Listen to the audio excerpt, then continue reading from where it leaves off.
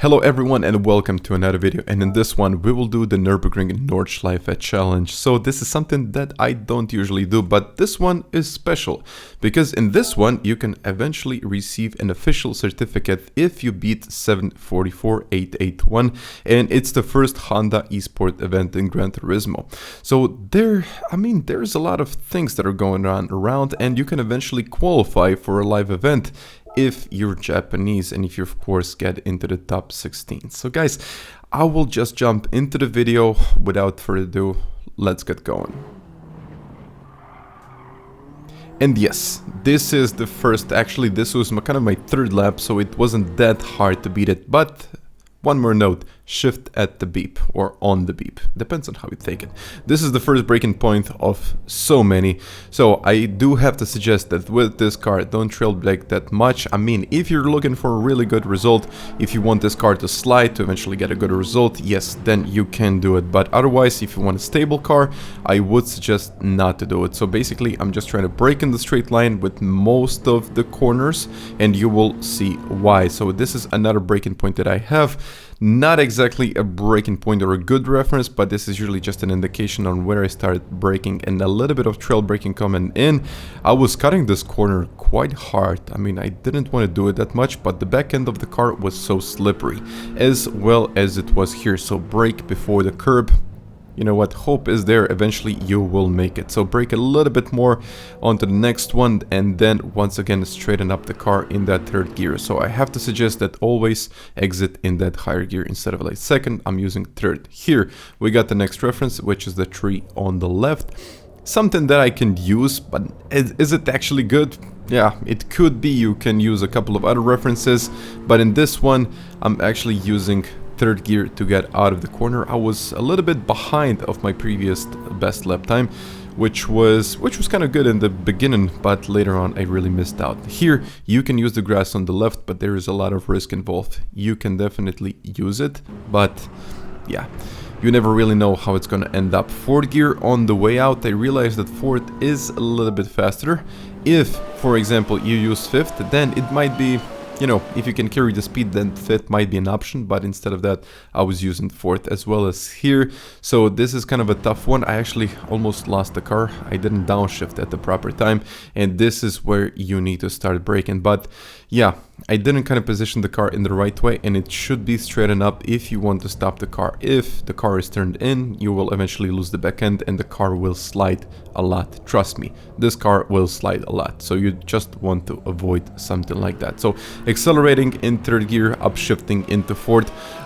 As I said before, I was a little bit behind of my previous best time, but here I'm gonna make all of that up. So here, this is the next breaking point, or yeah, not exactly hard breaking point, maybe 50-60% on the brakes. You need to cut this part quite hard, and here I'm just using kind of references that I have in my head. Basically, I'm braking in the middle of these turns. I'm using curbs as references, but as you can see, yeah, curbs. I always say curbs, curbs, curbs. You need to brake at the curb or in the middle of the corners, and depends on what angle you have in there. So as you can see, I made all of my time back. This was kind of the sections where you can do something like that if you get it right, and the car didn't slide as much. If the car slides a little bit more, if you can control that car when it slides, you will get a lot more time. But in general, I just wanted my car as stable as possible, and here is actually when you need it to be as stable as possible, because I was braking a little bit too hard, and then I think like 30% should be optimum, but I was braking about 50-60%, and the car got sideways, and that didn't really, I mean, I didn't really want that. Here we got another reference, once again downshifting, braking in a straight line.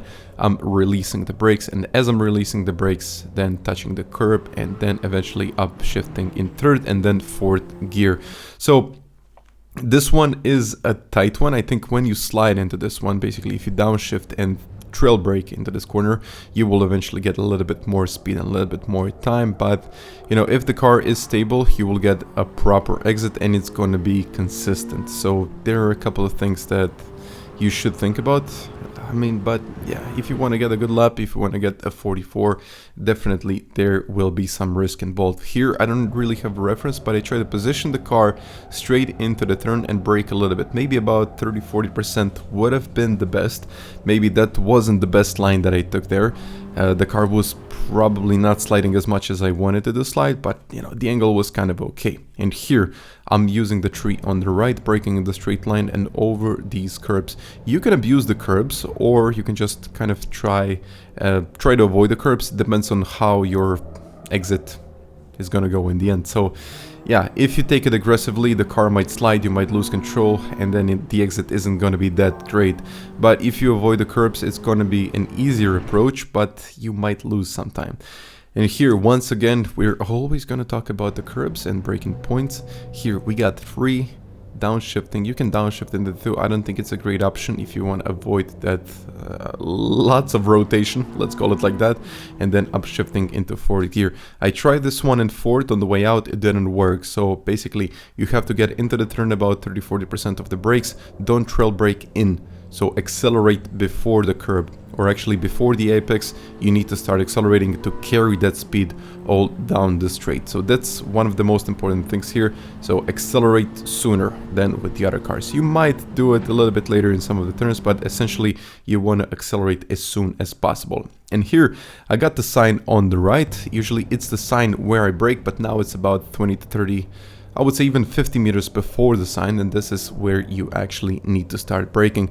And now into this corner, 3rd gear on the way out, you can really see that I'm using the whole track. So you can abuse the curbs, you can abuse the grass, you can do whatever it takes, but in the end that's what's going to count. The lap time will get there. So it might take a couple of tries, but eventually I think Nordschleife is difficult, but it can be achieved. So here, once again, we got the curb, a little bit of braking coming in. So I brake in the straight line, nothing too harsh. I think I even overdid the braking at this point. I used the whole track, but it wasn't as fast as I expected it to be. Here, a little lift over the curb. I got a little sideways, now position the car for this turn, and you can see my angle here. This is one of the most important things. If the angle isn't right, you will eventually lose the back end. So braking in the straight line, releasing the brakes as the curb on the right starts. Now downshifting the 2nd, quickly upshifting in the 3rd, and full power out. You can eventually save a little bit of time by waiting half a second more and then not lifting on the way out. It can be done. I'm not saying that it cannot be done. This lap wasn't perfect. It can be a lot better than this, but it got me into 744. So here, just in the bend, and then I try to take this one as late as possible to carry as much speed as possible. 2nd gear, 3rd gear on the way out, and you can even start accelerating just when you see the exit. So kind of in the middle, when you see the exit, I think that's a proper time to start accelerating. Sometimes it can go well, sometimes it can go bad, but you know what, in the end, you will probably do a lot of laps, so yeah, just risk it, try it out and see how it goes. But now, curb, this is the one, yeah, just braking a little bit earlier than the curb, and then 4th gear, just trying to take this kind of tight line, but again, you really want to avoid the curb on the way in, because you can see quite a wobble that I had. I kind of had a little wobble there, almost lost the car. Now that was the reference for turning in, just a little bit of braking, nothing too much, in 4th gear on the way out. This section can be quite scary if you don't get it right, and once again, I'm not braking much, and this is my reference. So a little bit before the curb here, I like to brake, but brake a little bit. Don't brake too long, and don't stay on the brakes for too long. Just lift, and then the car will eventually get that rotation, and then it will eventually get onto the power, and you will get that stability. So into the next braking point, and this is the curb. Once again, I don't know how many times I said curb in this video. You can let me know down in the comments what do you think, how many times I said it. I think quite a lot. Here, it's a downhill section. You don't want to brake for too long, and you don't want to brake while turning. It will definitely slide if you do something like that. So maybe a little bit of trail braking is going to be enough, but brake more in the straight line. Eventually it's gonna play very, very big difference in the end. So here, once again, the curb, and this is where I just tap the brakes and I release. So you have to release the brakes sooner instead of just waiting on the brakes. The car likes to slide if you stay on the brakes. Also, this is the curb, but I do like to brake a little bit sooner than that, and never going up to 100%, always about 70, 80. I think 70 would probably be the best option. And as I go out of this corner, I eventually didn't take the whole corner or the whole corner properly. I just could have used a much more track here. This is the only reference that I have, a little bit before that, and then, yeah, third gear on the way out, and you can now use the whole track, something that I didn't do in the previous corner. I think it cost me maybe a tenth and a half. It depends, but it's hard. It's really hard to get a good lap in here. So now this is one of the most difficult ones because the car likes a slide, brake on the jump, and then just let it go. You can see that I'm mostly coasting when I'm turning, and then I'm gonna get that rotation, and eventually the car will get going. Because if it's sliding too much, you will eventually lose the car, and there is simply gonna be no coming back from that situation. If you want to risk it, yeah, of course, do it. Why not? But I'm kind of playing it safe in this tutorial. So here I'm using the marshal on the right. You can brake slightly earlier, but make sure that you don't turn too much. So here maybe 5 to 10 degrees, that was more than enough until this curb, which pushed me kind of all the way on the right. And once again, don't turn and brake as much as I'm going in. You can see it's just barely tapping the brakes and coasting in, and fourth gear on the way out. So it could be different. I think it could be possibly third gear, but it's fourth in this one. So here, this is the difficult one because the car was going sideways, and I almost thought that I was going to lose the car. And yeah, it was, in the end, it was actually quite stable, but I almost thought that I was going to lose it. So no trail braking in these corners. So here, just a little tap on the brakes, let it coast in, and fourth gear on the way out. You can do a little lift right here, but yeah, eventually it just needs to stick to the road. I have no idea how I made it this one. It was kind of a little lift. I said to myself, you know what, I'm gonna go for it. Whatever happens, happens. I mean, we'll see. And then in the end, it eventually sticked. So here, this is a deal breaker. But somehow I got it right this time, and it's the curb once again where I brake. But until you straighten up the car, never brake 100%. Because if you start getting under the curb and turning at the same time, the car will basically slip, and there is no coming back from this point. And here, one last corner, and yeah, last reference point. Here we go, guys. I kind of made it to the end. If you made it this far, please let me know what you think about this video, and please give a like to the video.